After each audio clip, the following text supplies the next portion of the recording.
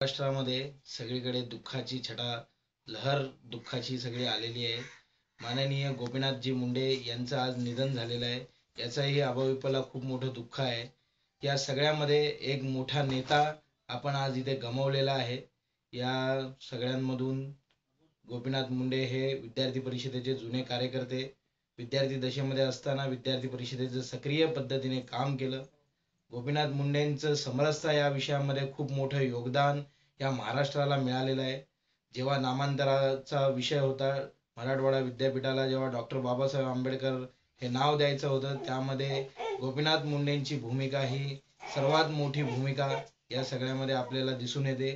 त्याचबरोबर गोपीनाथ मुंडेंचं कृषी विषयातली धोरणं जर म्हटली तर शेतकऱ्याला उपयोगी अशी धोरणं आमच्या मुंडेंनी या सगळ्यामध्ये राबवलेली आहेत. या सगळ्यामध्ये एक मोठा नेता आज आपल्यामधून निघून गेलेला आहे. त्याची एक खंत विद्यार्थी परिषदेलाही वाटते आणि ही जागा भरून काढणं आजच्या याच्यामध्ये खूप कठीण आहे. या सगळ्यामध्ये विद्यार्थी परिषदेही या सगळ्या जी घटना घडली आहे त्याच्याबद्दल दुःख व्यक्त करते.